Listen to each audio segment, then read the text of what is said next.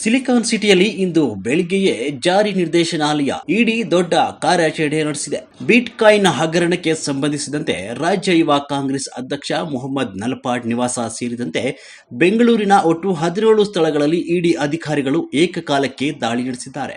ಶಾಂತಿನಗರ ಶಾಸಕ ಹಾಗೂ ಬಿಡಿಎ ಅಧ್ಯಕ್ಷ ಎನ್.ಎ. ಹ್ಯಾರಿಸ್ ಅವರ ಪುತ್ರ ಮೊಹಮ್ಮದ್ ನಲಪಾಡ್ ಅವರು ಅಶೋಕ್ ನಗರದಲ್ಲಿರುವ ನಿವಾಸದ ಮೇಲೆ ಇಡಿ ಅಧಿಕಾರಿಗಳ ತಂಡ ದಾಳಿ ಮಾಡಿದೆ. ಬಿಟ್ಕಾಯಿನ್ ಪ್ರಕರಣದ ಹಣಕಾಸು ವ್ಯವಹಾರ ಹಾಗೂ ಅಕ್ರಮ ಹಣ ವರ್ಗಾವಣೆ ಆರೋಪದ ಹಿನ್ನೆಲೆಯಲ್ಲಿ ಈ ಪರಿಶೀಲನೆ ನಡೀತಾ ಇದೆ ಅಂತ ತಿಳಿದು ಬಂದಿದೆ.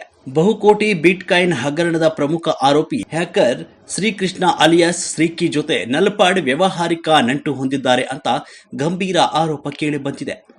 ಈ ಹಿಂದೆ ವಿಶೇಷ ತನಿಖಾ ದಳ ನಲಪಾಡ್ ಅವರನ್ನು ವಿಚಾರಣೆ ನಡೆಸಿತ್ತು. ಬಿಟ್ಕಾಯಿನ್ ಹಗರಣದಲ್ಲಿ ಕೋಟ್ಯಾಂತರ ರೂಪಾಯಿ ಹಣದ ವರ್ಗಾವಣೆ ನಡೆದಿದೆ ಎಂಬ ಅನುಮಾನದ ಮೇಲೆ ಎಸ್ಐಟಿ ಈಗಾಗಲೇ ನಲಪಾಡ್ಗೆ ನೋಟಿಸ್ ಕೂಡ ನೀಡಿತ್ತು.